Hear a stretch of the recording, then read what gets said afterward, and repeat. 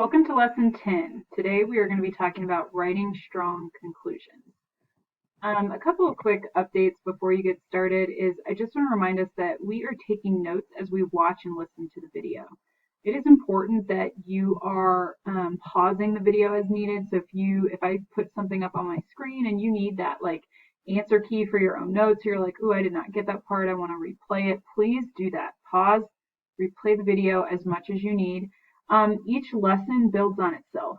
So notes are going to be helpful to use as a resource for future lessons and for the May 20th AP English exam. So the more time you kind of put into making sure your notes are accurate, the better. And I have been giving grades to students and kind of sending work back that I felt like did not actually capture what was in the video or did not look like it spent time checking your work. So if you're attempting it all on your own, at least make sure you're watching the video to see if you completed it correctly, because it's important to stress that accuracy and improve your own writing. So we, for this week, have been talking a lot about the difference between good writing and great writing, especially with our focus on introductions and thesis statements. And again, just a quick reminder, we like to think of good writing as it's got the foundational elements, it's got the essentials, it's usually done pretty quickly. It reflects competent knowledge of the task and it gets the job done. So it's like that chocolate standard cone of ice cream. We love it, it's good, I'm happy with it, and yet there's always oh, it could be a little better, right? And so great writing is going to take more time. It's going to involve a little bit more enrichment where we see more sophistication in the writing, maybe more stylized choice in the writing. It's going to go beyond the basics.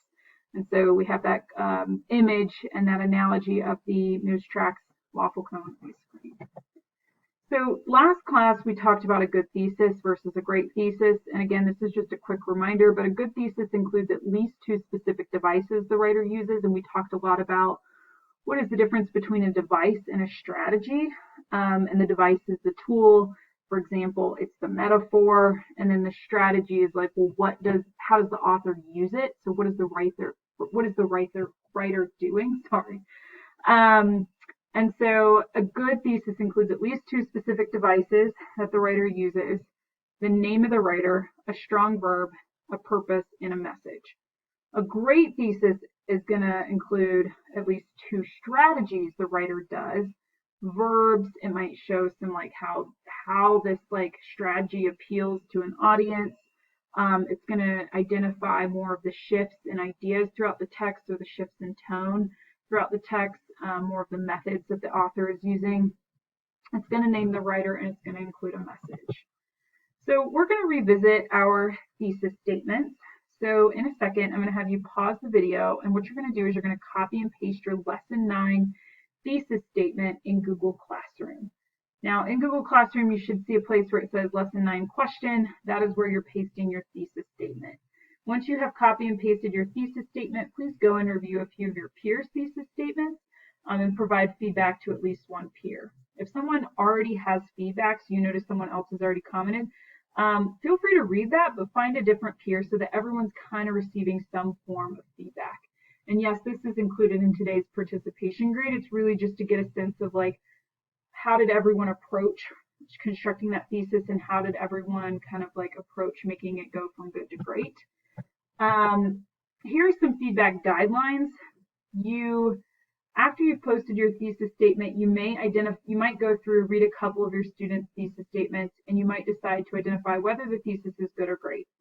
Both are good. So either way, it is a compliment to the student, but you want to practice explaining why it is good or why it is great. So this is a good thesis statement because, this is a great thesis statement because. I really spend some time explaining so that that student is getting that feedback and they know what to continue doing or what to improve.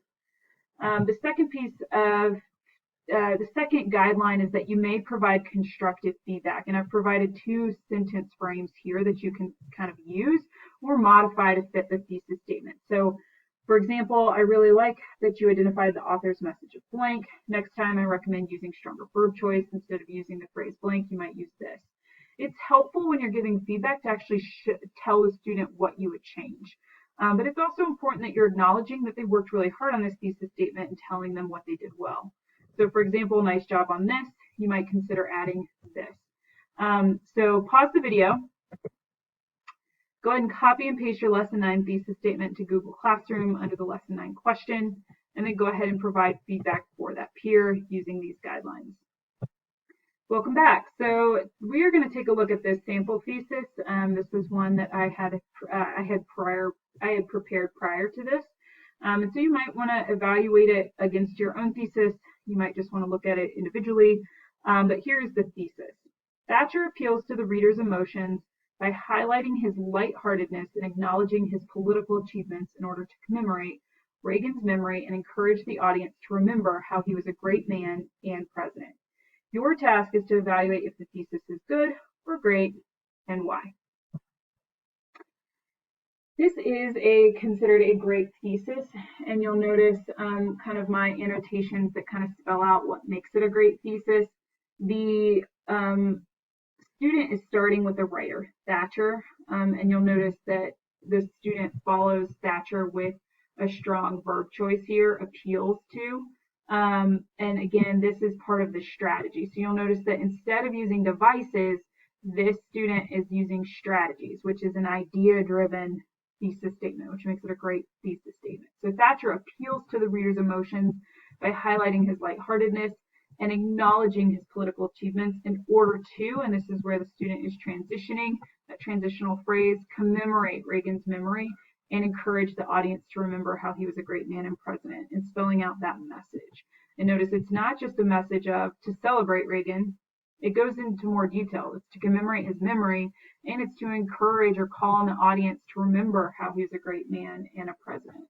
And so again, you'll notice the strategies is what separates the great thesis from the good thesis. Instead of just devices, it's really showing what the author is doing, not just what the author is using. Today's lesson is going to focus on constructing sophisticated conclusions for a rhetorical analysis essay. And so what we're going to do is hopefully, as I go through this, you'll be able to pause the video if you need, but to take some notes on what makes a good conclusion. A good conclusion. The conclusion of an argument brings to a unified end. And so this conclusion is used to kind of wrap up all of the effort you've put into this to kind of stamp your argument, and maybe add a bit more if you wish to. A conclusion may present the argument's thesis. It may engage and or focus the audience by explaining the significance of the argument within a broader context, making connections, calling the audience to act, suggesting a change in behavior or attitude, proposing a solution, leaving the audience with a compelling image, explaining implications, or summarizing the argument, or connecting the introduction. So this is a long list of things that could be included in your conclusion, and so we're going to take a look at some examples in a second. But overall, most good conclusions are 1 to 2 sentences, and this is often because students are really tired by the end and they're running out of time, so they kind of briefly restate their thesis. My suggestion is, yes, restate that thesis. Try to use different words to capture the same idea, so it's not just an exact replica of your thesis. Maybe kind of put it into a different organization or add some different language there to make it not so redundant. And then 3, you may feel tight for time, so a good conclusion is just fine. It is totally fine to have an adequate conclusion and not strive for the great when you are tight on time. But because today we're just practicing, I really encourage you to really strive for that great conclusion. And this is what's going to make a great conclusion. A conclusion of an argument brings to a unified end. We'll notice that, and I've highlighted here, it may engage and or focus the audience by explaining the significance of the argument within a broader context and making connections. So we're really focusing on those larger significance tips. How do we make sure it relates and is a natural extension? How do we avoid leaps in logic? And what I mean by that is, so for the Albright piece, if we say, oh, Albright is trying to, get this speech out and get the government to recognize that there must be changes made in order to promote equality for women. That is some serious inferencing, and you're going to have to spend a lot of time proving that. And so instead, just focus on the text that's in front of you. So for example, for the Albright piece, she's really, calling her audience to action. Her audience is a group of women who've just graduated college. Many have already faced adversity, and she is celebrating them and inspiring them to do more, to persevere, to break those barriers of oppression and continue to persevere forward. So again, focus on the passage. Do not try to be too inferential, because that's when you get these giant leaps in logic that your writer can't follow. Keep it brief. It is okay to keep a great conclusion brief, because should be brief. You are wrapping up what you have already proven in your essay. And you should use strong transitions. So some of the questions you can ask yourself, and you'll notice I have them spelled out here on the side, is ask yourself, what is the broader context of the piece? So for example, with the Madeleine Albright piece, you might connect Albright's argument about equality to the Declaration of Independence, that everyone is kind of guaranteed that equality. Ask yourself, what is the potential outcome of the speech? So you might even say, like, well, if her audience does not take her advice, what is a negative consequence if the graduates don't heed her advice? And so you might even spell that out in the conclusion as well. So you're kind of taking a different approach there. A great conclusion also, and you'll notice this part, I've kind of highlighted this, leaving the audience with a compelling image. It leaves the audience thinking, either having like something to think about or chew on, or it leaves them with this image that they just can't leave behind. So a great conclusion is going to use vivid language, and it might reflect the scene of the issue. Again, you want to keep it relatively brief. So an example here that I've outlined in the margin is one image that might work in the Madeleine Albright speech would be painting the picture of women joined together in like a metropolitan area, marching with signs to fight for women's rights.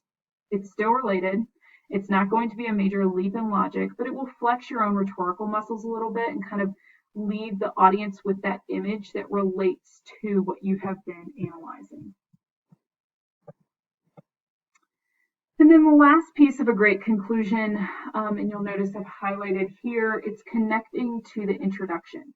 Now, my big piece of advice here is only connect it if it's working. Don't force a connection back to the introduction if it doesn't work. So if you have a unique element in your introduction, feel free to connect it back. But if you do not, don't force it. Two, conceptually related. So it should be kind of like connected to whatever concept that you've spelled out in your intro. Restating the thesis does not suffice. And so this is something that if you're committing to it, truly commit to it so that you can do it justice. Otherwise, I would definitely focus on some of the others, like using a compelling image or kind of tying in that broader context using the larger significance tips. So what we're going to do right now is we're going to take a look at a student sample conclusion for the Albright piece. But before we do that, it makes the most sense for us to pause the video and actually read the full student sample. This student sample is not one that is like perfect, and so we're not really focusing on the strengths and flaws of the whole essay. We're really focusing on reading it so we have context for the conclusion. So focus on understanding the student's interpretation of the commencement address, and then we will come back together to focus on the conclusion. Go ahead and pause this now and read the student sample. All right, welcome back. So you should have read it is titled Albright Student Sample, that was in the Lesson 10 materials for today. And now we're going to take a look at a conclusion and decide if this conclusion is a good or great conclusion. And you will want to make sure you're typing these notes on your computer in your note catcher. So earlier we kind of captured some notes from the video, and now you're transitioning to some guided practice. So please make sure that you're typing your answer here, and then when I go over it in the video, you revise that if you need to. All right, so I'm going to read this conclusion to you. You're deciding if it's good or great and why. In her commencement address to the graduating class of Mount Holyoke College, Secretary of State Madeleine Albright models the power women can yield. By contrasting hypotheticals with reality, providing anecdotes of women facing adversity, and encouraging the graduates to persevere, Albright motivates and inspires the women to make a difference regardless of challenges they face. This is a good conclusion, and you'll notice that the reason it is good is because it summarizes the essay. It restates the thesis statement, and it touches a bit on that rhetorical situation, kind of summarizing the overall rhetorical situation of the passage, but it doesn't tackle any sort of larger significance. It doesn't kind of leave us with a compelling image. It doesn't try to connect to the introduction or to other texts, and so that is why it is a good conclusion. What I'd like for you to do right now is you are going to read both sample A and sample B conclusions, and you're going to decide what makes each conclusion great. So if you want to pause the video, make sure you're taking those notes on your note catcher, and then you can come back to resume the video and see if you were right. All right, so both are great conclusions, and there are different reasons why, so you'll see they're kind of spelled out here, but I'm going to read sample A to you and explain kind of what it does to make it so great. While we have made advances in gender equality, more can be done to effectively break the glass ceiling restricting women. In her commencement address to the graduating class of Mount Holyoke College, Secretary of State Madeleine Albright models the power women can yield. By contrasting hypotheticals with reality, providing anecdotes of women facing adversity, and encouraging the graduates to persevere, Albright motivates and inspires the women to make a difference regardless of challenges they face. So notice this is pretty similar to the other one, and yet they have made a connection back to the introduction, which we saw in a previous lesson, where they're kind of touching on that there have been advances made in gender equality, but again, it hasn't been enough to shatter that glass ceiling. Could they make this even stronger? Absolutely. They could use more vivid language, such as shatter the glass ceiling instead of break. But it does qualify as a great conclusion. Sample B, the young women, clad in their caps and gowns and anxious for an uncertain world, were eager to glean advice from, and this has a typo in it, from Madeleine Albright. They saw her words as a beacon to guide their future. In her commencement address to the graduating class of Mount Holyoke College, Secretary of State Madeleine Albright models the power women can wield. By contrasting hypotheticals with reality, providing anecdotes for women facing adversity, and encouraging the graduates to persevere, Albright motivates and inspires the women to make differences regardless of the challenges they face. So notice it has that same kind of ending structure, but this time they've added a compelling image of the young women in her audience that are just anxious, uncertain, and eager to go off into the world, but to also glean advice from this woman that they see themselves in, or they see as a role model for themselves. So they start with a compelling image, and that makes it great. So review, traits of a good conclusion. A good conclusion is 1 to 2 sentences, and it simply summarizes the essay and restates the thesis statement, usually with different word choice, just so it's not so redundant.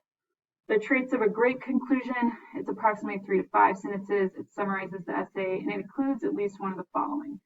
Larger significance of the topic that has been discussed, broader context of either the time period or the topic that's been discussed, making connections to either a different text or to real-world issues, explains the implications, or provides a compelling image or connects back to the introduction. So your mastery check today is to construct a conclusion for the following prompt, which you have seen before. It's the Margaret Thatcher prompt. So please reread the prompt. Maybe go back over your notes to see what makes a good and great conclusion. My recommendation is that you only spend 5 minutes. You construct a good conclusion, and then you go back and you spend those additional minutes making it great, just so you have that practice of like the difference between good and great. As always, if you have questions, don't hesitate to reach out. Good luck.